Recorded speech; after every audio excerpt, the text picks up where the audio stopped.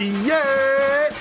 What's good, everybody? It's your boy Apology, and listen, we are a little late to the party. Welcome to the party. Huh? Sorry. Look, today we're gonna be reacting to how Bobbi Althoff lost her entire audience in 1 year.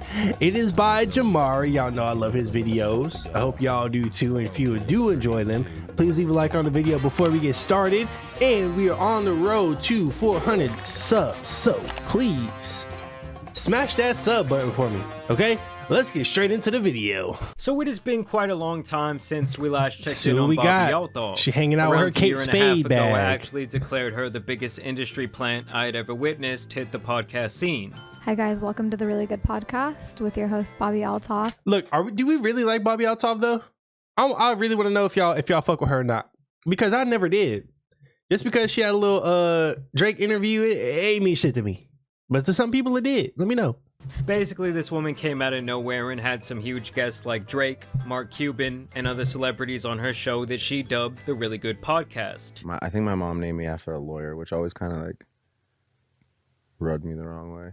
Within a week of the Drake interview, Bobbi was being represented by one of the top talent agencies and getting mainstream publicity. For this reason, people began to call her an industry plant because the only content that she had made online before this was essentially a spoof of mommy blogger TikTok content, where she did garner millions of followers, mainly moms all around the country who liked her sarcastic brand of humor. There is nothing more embarrassing than walking around with one of these.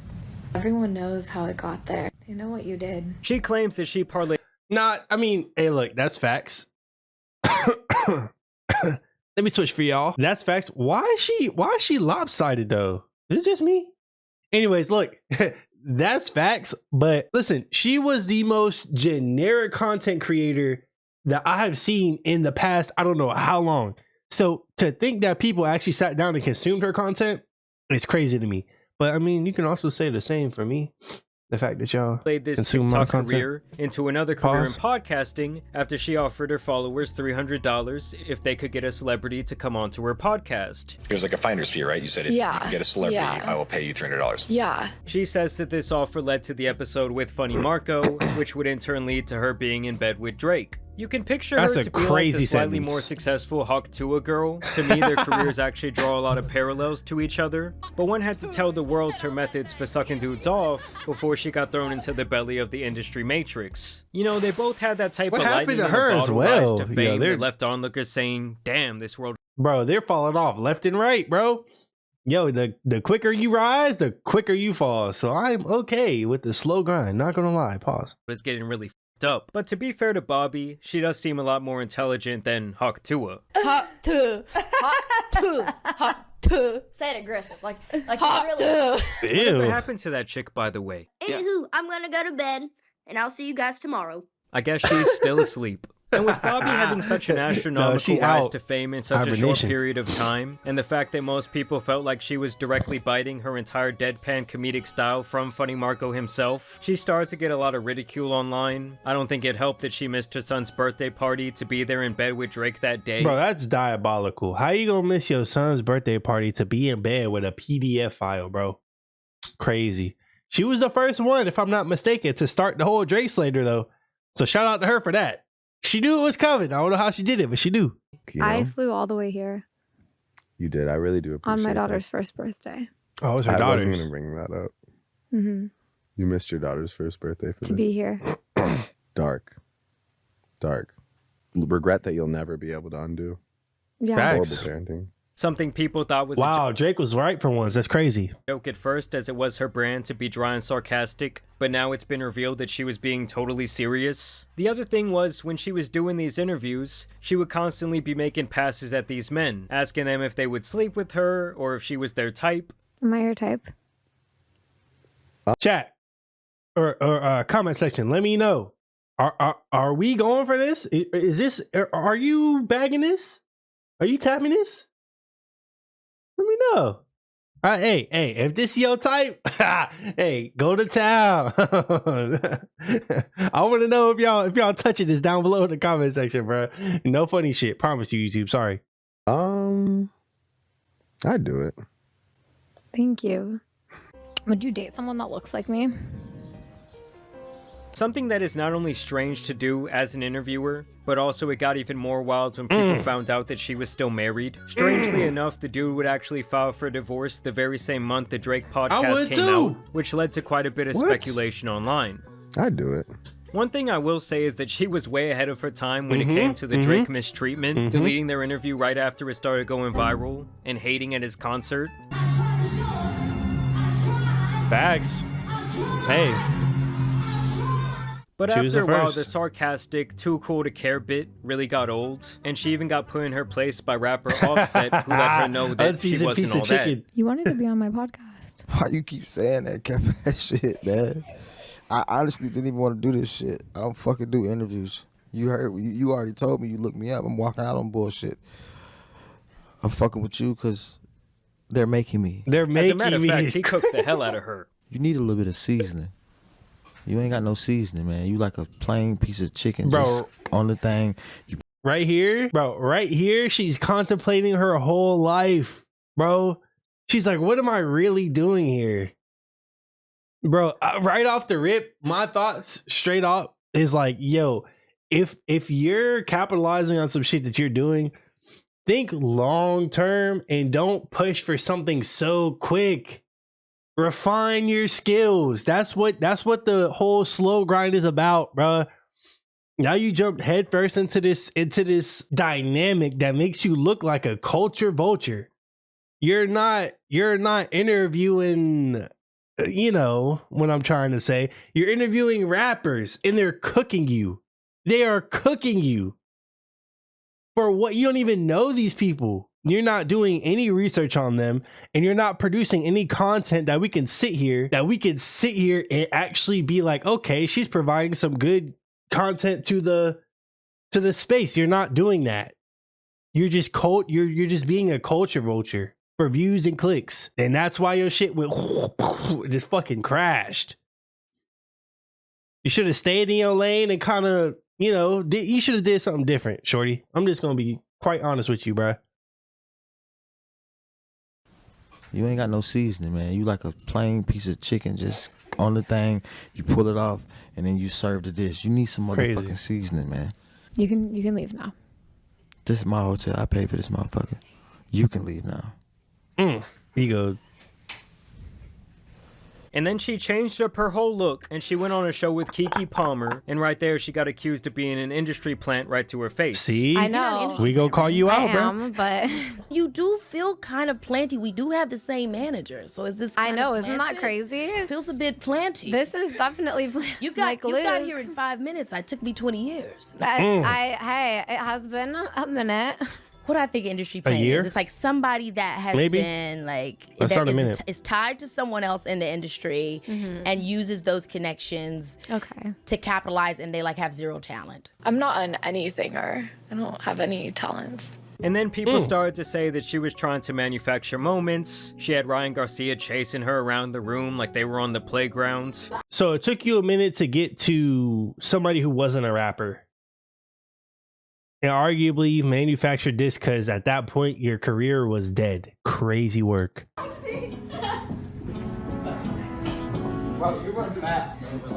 He would later tweet out that they had this intimate situation after that was recorded, and she continued with this reputation that she was kind of being bounced around the industry. You got some close up? I like to read people's messages, not get room tours. Let me read your messages. No.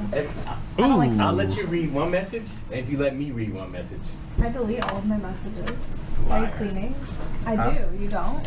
You keep your messages? I delete my messages. Bro. His whole setup is clean. His setup is clean as fuck. Tiger, bro. You got the shits, bro. That shit tough, bro. Rate his setup down in the comment section. 1 out of 10. I'm not a liar or a cheater. I hate liars.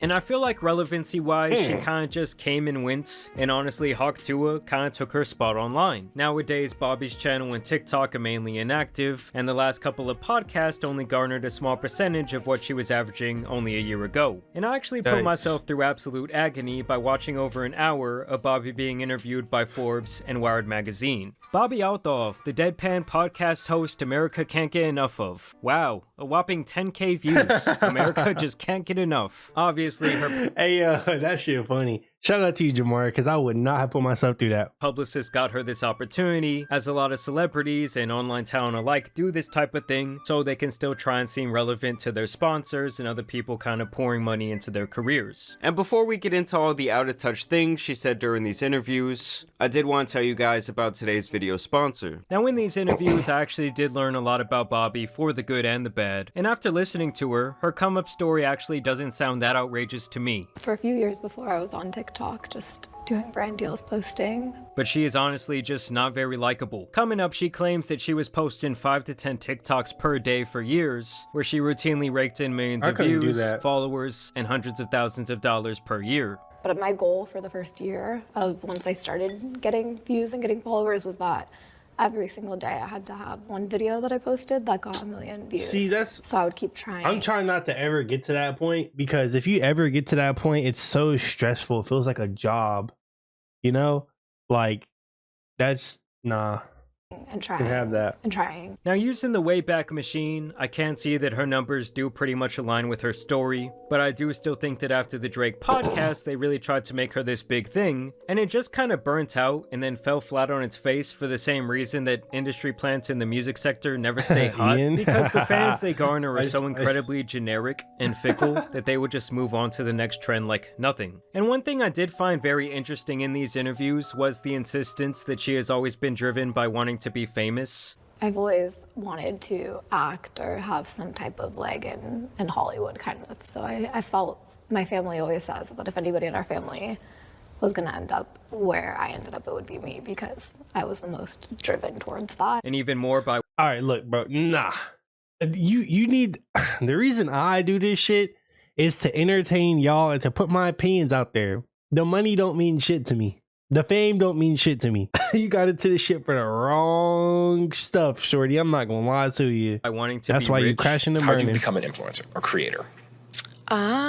Just wanting to make money. She even says that the only reason she did podcasting a TikTok in the first place was because she saw how much money other people made doing it and got motivated. Mentally decided that she made like at least $300 a year on her podcast alone, and I was like, that's what I need to do next. Like, I need a podcast. And for someone who loves money so much, she seems incredibly lazy about her job. Multiple times she brags about the fact that she goes into her podcast doing little to zero research on her guests that day. And what is your interviewing technique?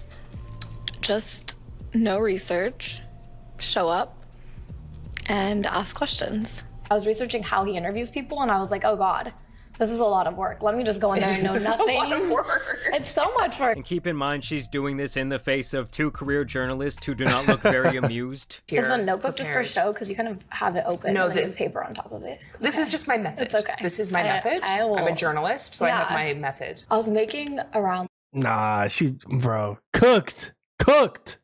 Like $250 to $300 a year. 1,000. Yeah. From brand deals on TikTok. Wow. And 250 is great and all, but it's hard to come up with content with just me every day. $250,000 a year as an annual income is great and all. Yeah, it is great. It is great. Yeah, she's out here making $300,000 per year. Sound like a minimum wage job at Sonic, which I don't think is a winning strategy for gaining public favor. To me, above all else, you're entitled at that point. Like, bro, we're over here making $30,000 to $40,000 maybe a year minimum wage. And you have the nerve to complain about 200,000, bro. It really just seems like there's really no passion in anything Bobbi does. And it's all strictly for the money or the clout, which in some fields can definitely work, but not in the entertainment industry. I hope that I go from D-list to A-list. That's my goal in 10 years. From D-list to A-list. Yes. She still insists over and over, though, that she would be fine going back to a job at Jersey Mike's. At the end of the day, if I had to go back and work at Jersey Mike's and support myself, I'll make your sandwich for you. Yeah, I'm calling absolute bullshit on that, okay? She wasn't even cool with 300,000. And during these interviews, both of the interviewers indirectly question her rise to fame and make allusions to the idea that someone in the background pulls a lot of strings for her. What do you think is your appeal? Why did you think you became a thing? I'm not sure. Me neither. I don't know. Me the fuck either. Why are you looking at me like that? Well, early on, I was like, is that a joke? Like, what is an industry plant? you guys, and I would just play into it because I was like, there's no way people actually think that. But then I realized like, but people actually think that. I did my reading. They actually think they really do. And I think that it makes sense. Like from an outside looking in perspective, I can see why they would think that. Basically, it seems like nobody's buying her story. And at one point, she even cries over the hate that she receives online. Sometimes it's just constructive criticism. It can be a little mean, but yeah, it doesn't bother me too much. Other than that, when it comes to Bobbi, there were these pictures of men carrying her out of the club. Someone put together that she was allegedly dating this NFL player based on one of her posts, and then she got totally embarrassed when this dude did not want to claim her like that, denying the allegations on Twitter after they caught his ass in 4K. I mean, truly, there's nothing much worse than when you think you were in a full-blown relationship with someone, and it turns out they were hiding your ass the whole time or really don't want anything to do with you like that publicly. And so now she's been on TikTok crying. Just like hard to imagine finding someone who is truly good for you. It's hard to imagine there's a world where there's like... No, shut the fuck up. Shut up. You are married. You found somebody that was good for you before. You married them. You had, I think, 3 kids with them and you left. And now you're on TikTok crying because the people that you're trying to shop around with don't want you. Yo, once you go black, you never go back, fellas. Someone who's actually meant for you. I mean, talk about a turn of events. She was online talking about it's time for her hoe phase. So what you doing for these 2 years? You gonna be a hoe? I have to do a hoe? Yeah, maybe. Maybe I will. Oh no, you said you married young and you have your 2 kids already and you're divorced. Isn't that what divorced people do after that? Just sleep around and have fun. And now she's recording herself tearing up on camera. And I got lonely. Met a guy around Thanksgiving. And I think things moved really fast. I don't know. I thought it was fucking fate. Clearly it wasn't. It was really sweet. It raised the bar for me, which sometimes sucks because then it's like, fuck. I didn't want the bar to be raised at all. Dating is just hard, you guys. Like, I'm here to tell you right now, we don't care. We don't care. I don't know, I always just think it's an interesting case study to see how quickly these individuals fall out of favor with the public. For her and the Tuah girl, it was like trying to live in a house with no foundation, like that bitch is up on stilts. All it really takes is a little adversity to knock that shit down. And listen guys, I truly think Drake owes this chick a room in his compound. Like if he had not laid up with her in bed and put her on the map, this all likely would have never happened. Maybe Kendrick wouldn't even have dissed his ass. Maybe he was at home on his laptop and this is what sent him over the edge. We knew at this moment that Drake was not like him. In all seriousness though, Bobbi seems alright, but as far as her maintaining a career online, I just don't really see the longevity here, given her motivations are all wrapped up in clout, material possessions, and greed. Not to even mention the fact that it seems like she couldn't really give a damn about her podcast or producing it in a better way. But I want to know what you guys think about this latest Bobbi Althoff update down below. Facts, me too. Facts, me too. Y'all let me know what you think about her situation down below in the comment section. W video by Jamari. If you're new to the channel, please leave a sub. If you like this shit, please leave a like. If you didn't, leave a dislike. Let me know why. But until next time, y'all know the saying. Y'all stay cool, take care, and I'm out. Peace.